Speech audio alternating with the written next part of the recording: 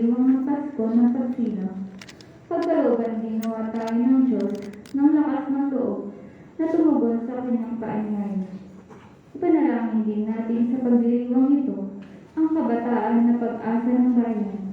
Maging huwara nawa nila si Maria sa pagdadala sa kanilang puso si Jesus sa lahat ng oras at lugar. Ang ating pong isa ay pamumunuan ni Reverend Albert Balbastro ng Philippines. Magsitayo po tayo.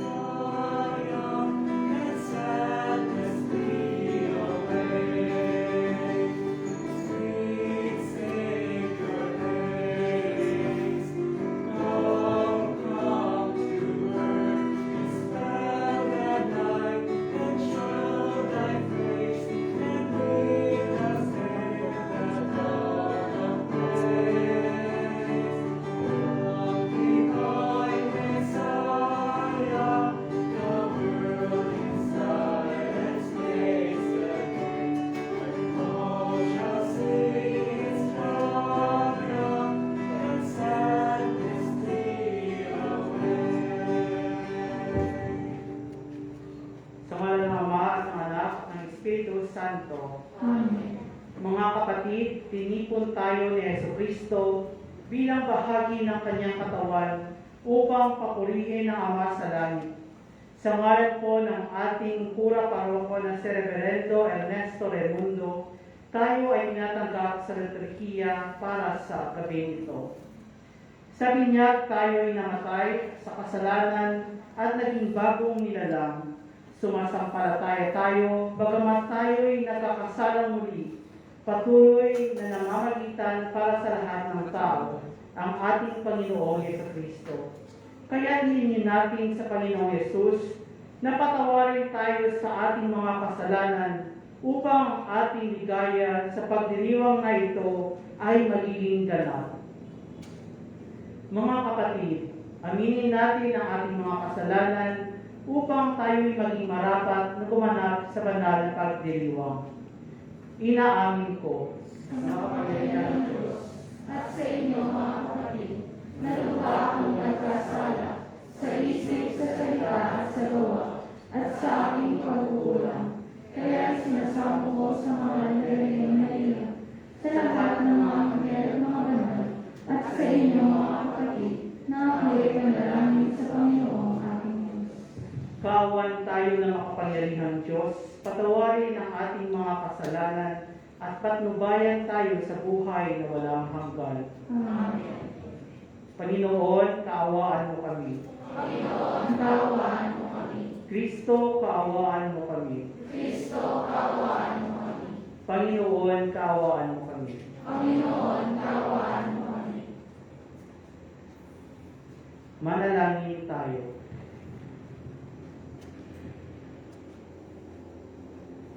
Ama naming makapangyarihan, kasihan mo kaming iyong kasihan mo kami ng iyong pagmamahal upang kaming mabatid sa pagbabalita ng anghel tungkol sa pagkatawang tao ng anak mo ay mapakinabangan sa kanyang pagpapakasakit at pagkamatay sa krus. Sa pagpilit naming pagkabuhay niya sa langit sa pamamagitan niya kasama ng Espiritu Santo magpasawalang hanggan. Amen. Magsiupo ang lahat at makinig sa pagpapahayag ng salita ng Diyos. Sa unang pagbasa, ipinahahayag ni Propeta Mika na isisilang ang pasto na hari sa Bethlehem, ang lupang sinilangan ni Haring David. Pagbasa mula sa aklat ni Propeta Mika. Ito ang sinasabi ng Panginoon. Bethlehem Ephrata, bagamat pinakamaliit ka sa mga angkan ni Huda, ay sa iyo magmumula ang isang maghahari sa Israel. ang pinagmulay buhat pa ng una, mula pa nung unang panahon. Kaya nga, ang bayan ng Panginoon ay ibibigay niya sa kamay ng mga kaaway hanggang sa isilang ng babae ang sanggol na maghahari. Pagkatapos, babalik sa Israel ang lalaki sa bansang ito. Pagdating ng hari niyaon, pamamahalaan niya ang Israel sa pamamagitan ng kapangyarihan ng Panginoon. Taglay niya ang kadakilaan ng pangalan ng Panginoon na kanyang Diyos. At ang Israel ay mamumuhay na ligtas, sapagkat ang hari niyaon ay kikilalanin ng buong sanlibutan. Sa kanya magmumula ang kapayapaan natin. Ang salita ng Diyos. Salamat sa Diyos.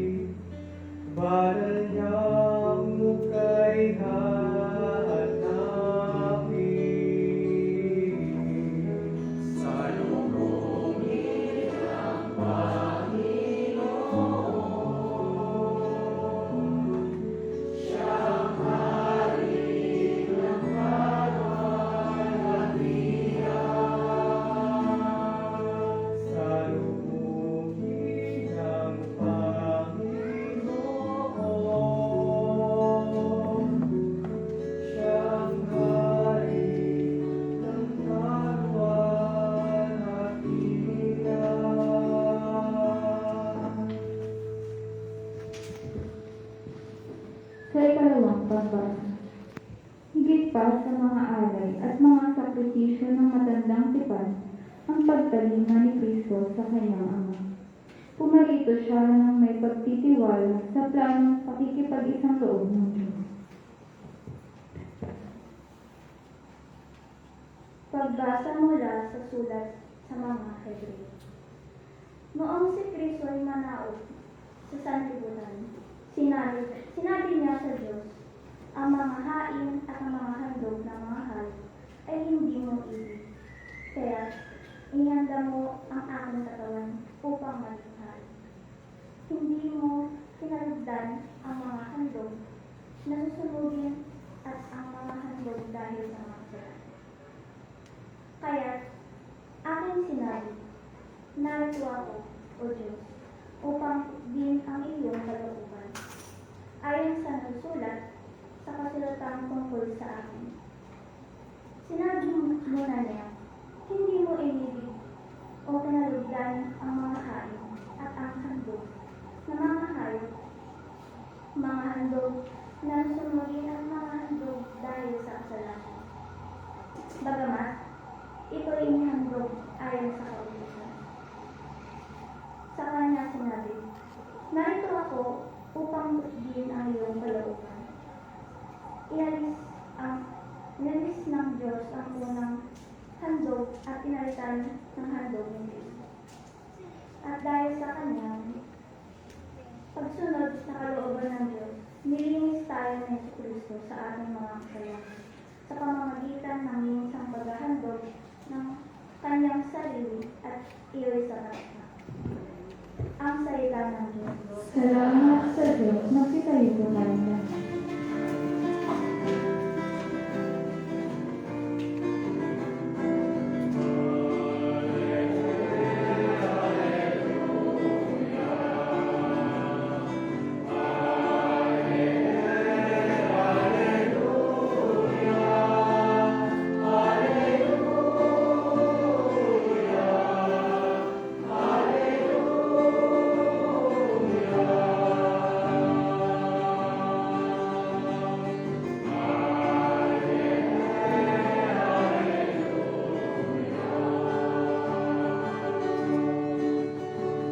Prepare the way of the Lord, His way is path. All shall see the salvation of God.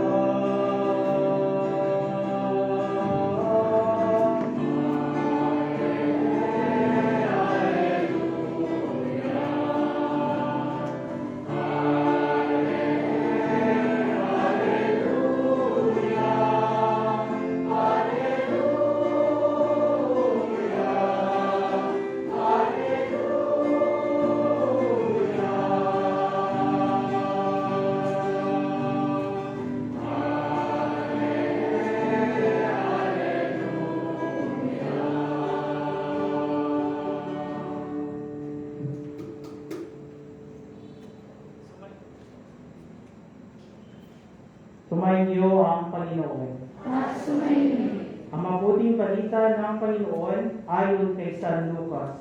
Papuri sa iyo, Panginoon. Hindi nagtagal at si Maria ay nagmamadaling pumunta sa isang bayan sa kabululan ng Huda. Pagdating sa bahay ni Zacarias, binati niya si Elizabeth. Nang marinig ni Elizabeth ang bati ni Maria, naggagalaw ang sanggol sa kanyang tiyan. Napupuspos ng Espiritu Santo si Elizabeth at buong galak na sinabi, pinagpala ka sa mga babae at pinagpala rin ang dinadala mo sa iyong sinapupunan. Sino ako upang dalawin ng ina ng aking Panginoon?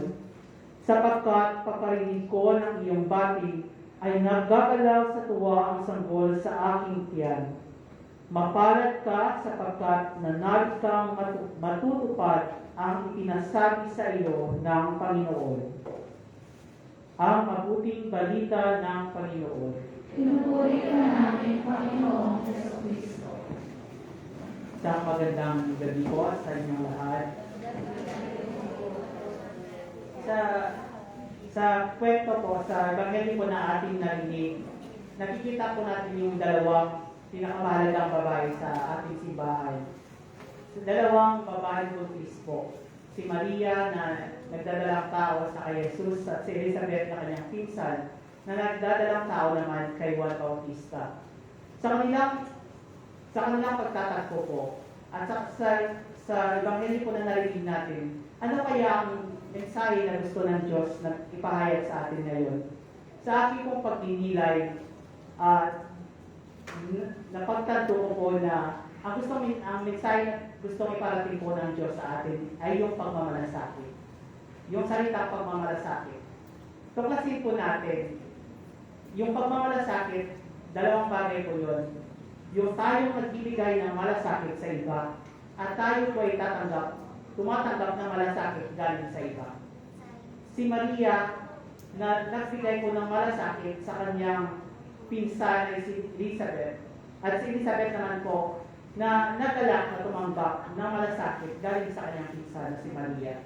Para po sa akin, sa buhay po natin, meron po tayong dalawang persona na nakatira, na nanaan sa ating buhay. Yung si Maria na nagbibigay ng malasakit at si Elizabeth na tumatanggap ng malasakit. Tingnan po natin yung story ni Maria at itindihin po natin paano po tayo magbigay ng malasakit sa iba. Tapos tuklasin din natin paano tayo tumanggap ng malasakit galing sa iba.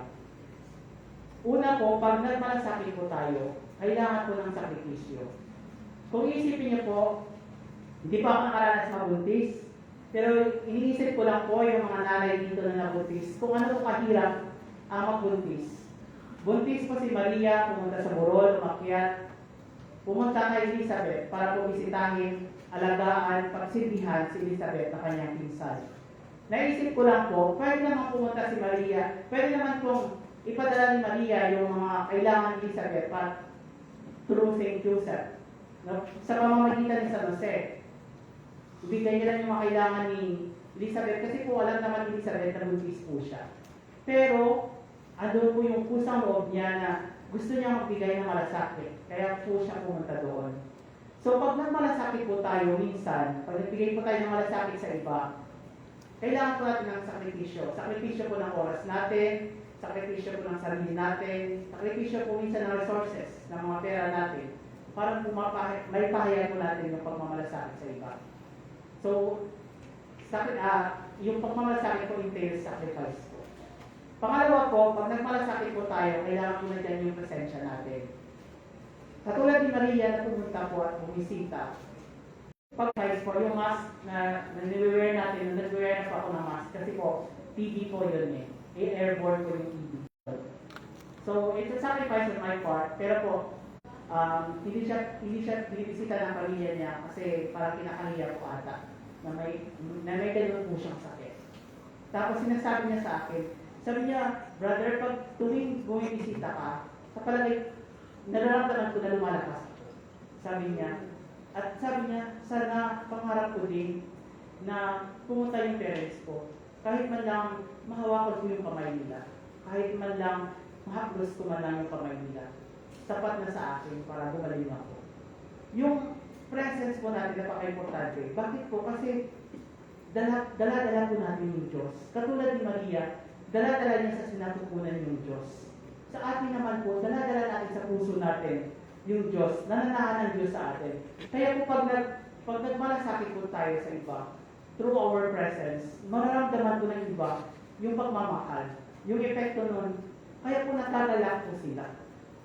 Nagagalak sila. Kung titingnan niyo po pag bumisita kayo sa ospital, sa mga kapatid natin may sakit, sa kamag-anak niyo po may sakit, nagagalak po sila na may bumisita. At madali po silang lumakas. Kasi po nagbibigay at nasasabi niyo yung pagmamahal ng Diyos sa kanila. At titingnan po natin kung paano tayo tumanggap ng malasakit. Dahil Elizabeth po, matanda na po siya. Bao po siya, matanda na po siya. Alam natin yung story ni Elizabeth na nabuntis po siya na matanda na. So wala po siya karamay. At tumating si Maria. Kaya kinagagalak niyang tanggapin yung malasakit ni Maria. Nagpapasalamat siya sa presensya na yun. Tayo din po, kailangan po natin ng malasakit ng iba. Hindi po tayo robot, hindi po tayo manhid na tao. Kailangan din po natin ng pag-aalaga, kailangan po natin ng pagmamahal galing sa iba. Hindi lang po puro tayo bigay ng bigay. tanggapin din po natin yung malasakit galing sa iba.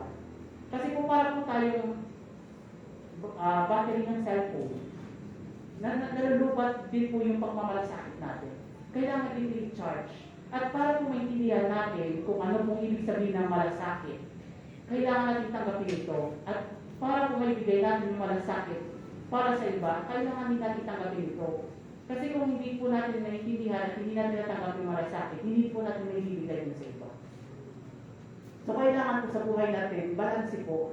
Kailangan magmalasakit tayo, kailangan din pong tumanggap po tayo ng malasakit galing sa iba. Sa ika-4 po na linggo ng Adbyento, inaanyayahan po tayo magmalasakit at tumanggap ng malasakit. Kasi katulad po ni Jesus, na tumanggap din na nagbigay ng malasakit. Nung namatay na si Lazarus, pumunta siya kay Maria at Marta para magbigay ng kikiramay. Isa na po yun sa mga signs ng pagmamalasakit niya. At tumanggap din po siya ng malasakit galing sa iba. Yung babae po na umupo sa paan niya at nilinis ng paan niya ng luha at pinahira ng buhok. Yun yung pagmamalasakit sa iba. So kung may Diyos po tayo nagmalasakit sa atin, tandaan po natin na kailangan po natin magmalasakit sa iba. Ito po yung challenge sa atin ngayon. At kailangan din po natin tumanggap ng malasakit sa iba para po maramdaman natin yung presensya ng Diyos sa buhay natin. Amen. Tumayo po tayo at ipahayag natin ang ating pananampalataya. Sumasampalataya ako Sa Diyos ang mga kapangyarihan sa lahat, na may gawa ng langit at lupa. Sumasampalataya ako kay Jesucristo, iisang anak ng Diyos, Panginoon namin lahat. Nagkatawang tao siya lang ng Espiritu Santo, pinanganak ni Santa Maria Virgen, pinagpakasakit ni Poncio Pilato, itinako sa krus, namatay, iniligid, nanakot sa kinaroonan ng mga yumao, nang ay tatlong araw na buhay na huli, umakyat sa langit, lalulukos sa kanan ng Diyos ang mga makapangyarihan sa lahat. Doon nagmumula ang parito at hukom sa nabubuhay at namatay na tao.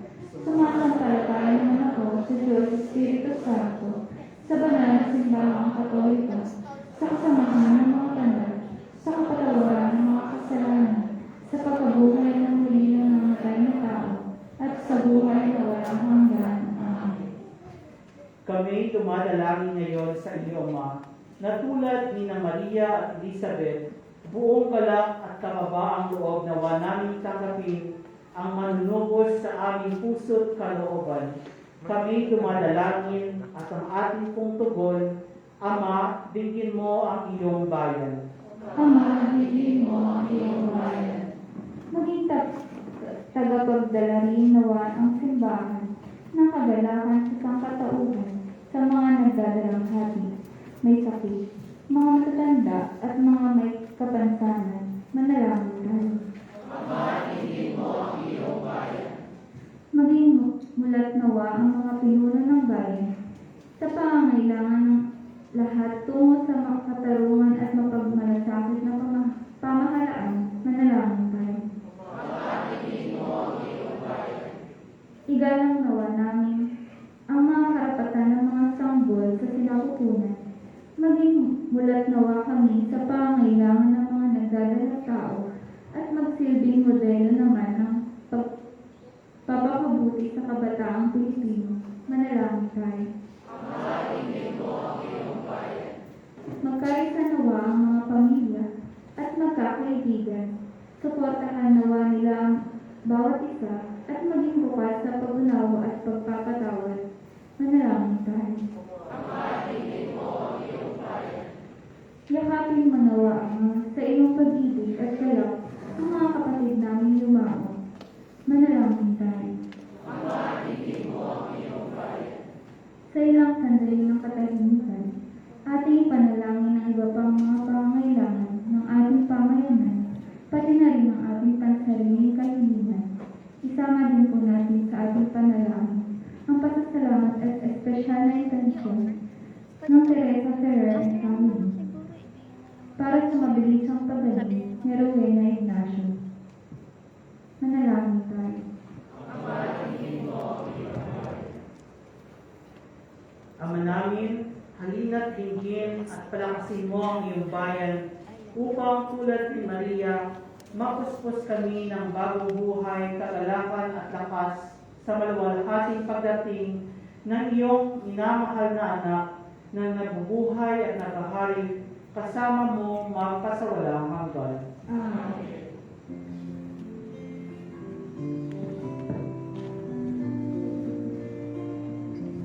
Magsiupo po muna.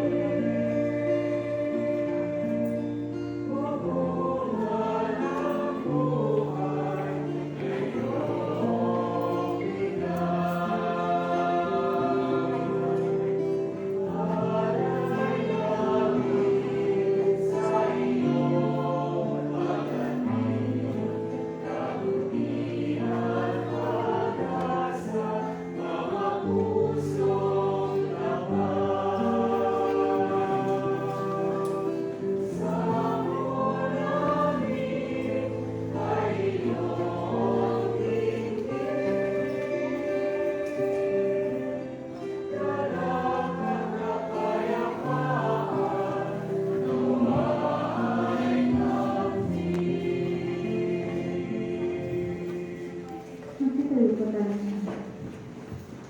Panalangin ng papuri pasasalamat.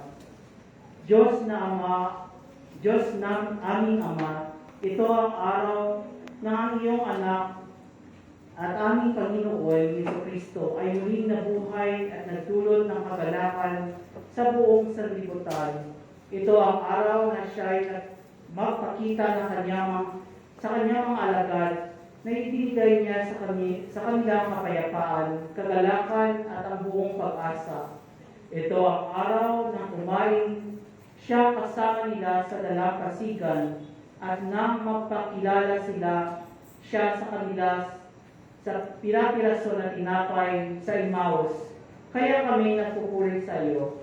Ang tungkol po natin, parangal at papuri sa iyo, poong Diyos. Ama namin, anong dakila ang iyong pag-ibig sa amin tuwing kami nagtitipon. Ikaw ay nasa aming gitna at nadarama namin ang iyong malabis na pagmamahal. Pinupurit, pinasasalamatan ka namin dahil sa kaloob mo sa amin sa araw-araw at sa araw na ito, dahil sa kapayapaan dulot mo at dahil sa tinapay ng buhay. Kaya ipinamamasag namin tungod po, parangal at papuri sa iyo. Sa pamamagitan ng kapangyarihan ng iyong Espiritong Banal, mag-alab nawa sa aming puso sa pag-ibig sa iyo. Maalala nawa namin lagi ang itinuturo ng iyong anak sa banal na kasulatan at makilala nawa namin siya sa banal na sakramento sa altar. Kaya kami ay nagpupuri sa iyo. Tugon po. Kasama ng aming obispo na si Bartolomeo, sa aming pura paroko na si Father Ernesto, at sa simbahang laganap sa buong daigdig, pinupuri at pinasasalamatan ka namin, Diyos na aming Ama, sa pamamagitan ng iyong anak, na aming Panginoong Jesucristo, na nabubuhay at naghahari, kasama mo at ng Espiritu Santo, iisang Diyos, magpasawalang hanggan. Amen. Manalangin tayo mga kapatid sa ating Ama sa pamamagitan ng panalangin itinuro ng ating tagapagligtas.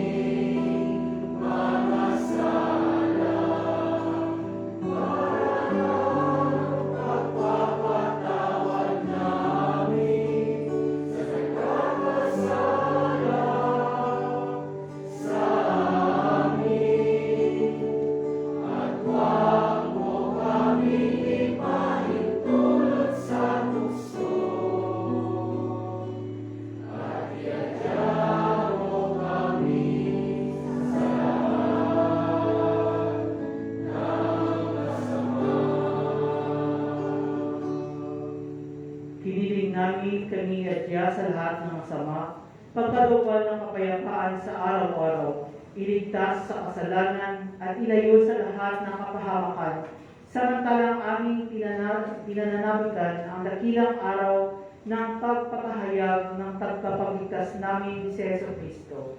Sapagkat iyo ang kaharian at ang kapangyarihan at ang kapurihan magpakailanman. Amen. Sumainyo ang Panginoon.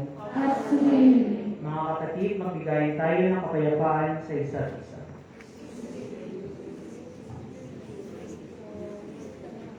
Kordero ng Diyos na nag-aalis ng mga kasalanan ng sanlibutan, maawa ka sa amin. Kordero ng Diyos na nag-aalis ng mga kasalanan ng sanlibutan, maawa ka sa amin. Kordero ng Diyos na nag-aalis ng mga kasalanan ng sanlibutan, ipagkaloob sa amin ang kapayapaan.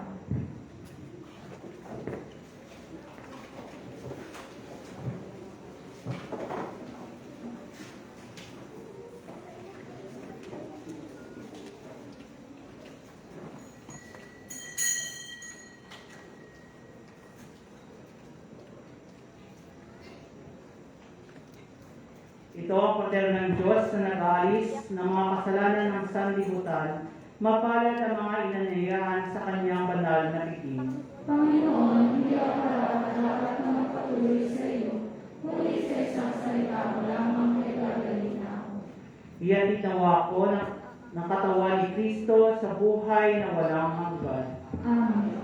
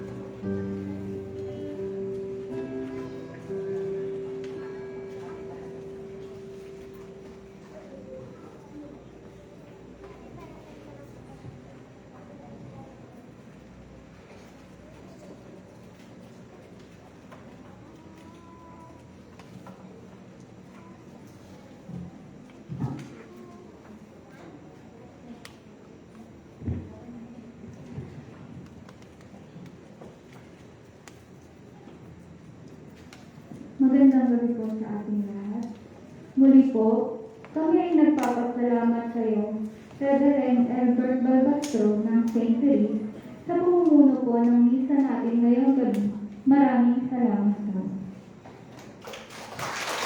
Maraming salamat din po sa ating sponsor ngayong gabi na si Mrs. Cristina Sanchez and family. Gayon din po, salamat sa lahat ng nakiisa sa kulay natin ngayon, ang green o verde. Kulay ng kalikasan, kulay ng mga plantita. Isang paalala na kasabay ng pagpapalago natin sa ating halaman ay mapalago din nawa natin ang ating mga sarili sa Diyos. Bukas po, ang kulay natin ay pink o rosa. Kami rin po ay nagpapasalamat sa mga nag-alay na po ng mga food package para sa ating gift giving. Sana po ay makabuo po tayo ngayon ng maraming food packs upang mas marami tayong pamilyang matulungan. Hindi po lingid sa ating kaalaman ang sinapit ng ating mga kapatid sa Visayas at Mindanao dahil sa bagyong Odette. Kaya po, bilang pagtugon sa kanilang mga pangangailangan, ang mga simbahan sa buong diocese ng Iba ay magkakaroon po ng second collection mula ngayon hanggang December 21. Maraming salamat po.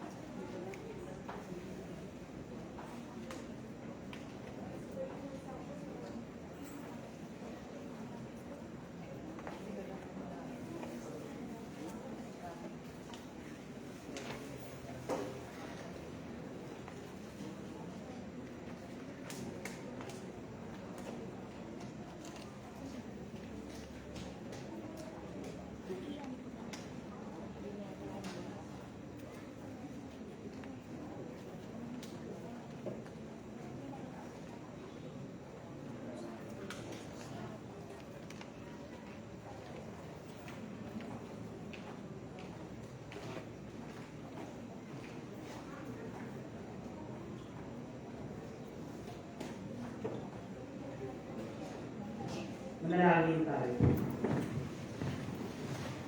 Ama naming mapagmahal, amin ang pinagsasaluhan ng piging na nagbibigay buhay habang papalapit ang dakilang pistahan ng Pasko.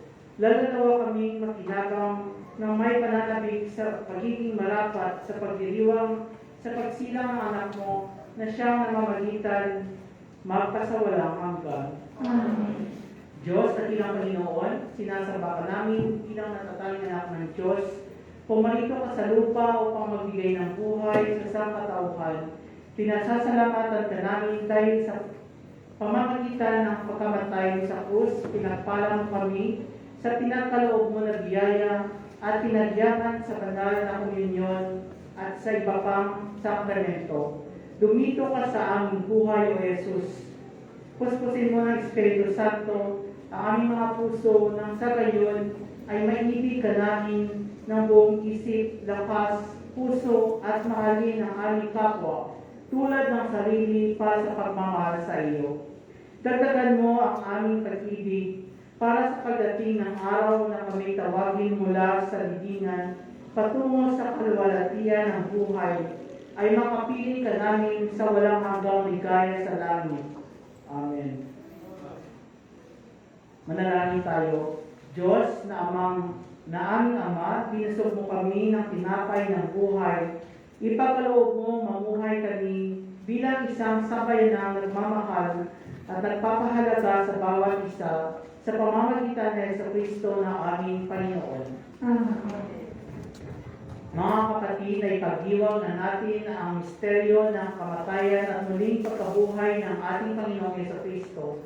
Humayo tayo at ipahayag ang salita ng ating narinig at mamuhay ayon sa sakramento ng ating tinatanggap. Pagpalain nawa tayo lahat ng makapangyarihang Diyos sa ngalan ng Ama at ng Anak at ng Espiritu Santo. Amen. Humayo tayong mapayapa, may pagmamalasakit, mahalin at paglikuran ang poong Diyos.